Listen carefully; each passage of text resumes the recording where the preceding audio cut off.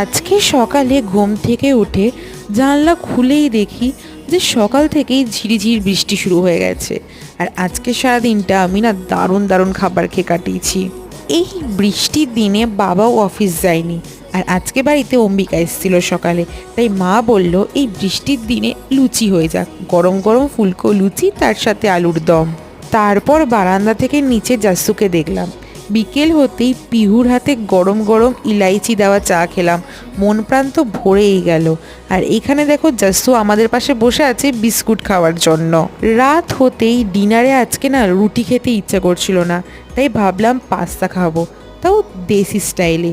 চলো তোমাদেরকে দেখাই আমার হাতের দেশি স্টাইলের পাস্তা। যেখানে লাগবে পেঁয়াজ, টমেটো আর আলু, সেটাকে ভালো করে ভেজে নিতে হবে। তারপর সেখানে পাস্তা মশলা আর ম্যাগি মশলা দিয়ে ভালো করে নেড়ে নিতে হবে।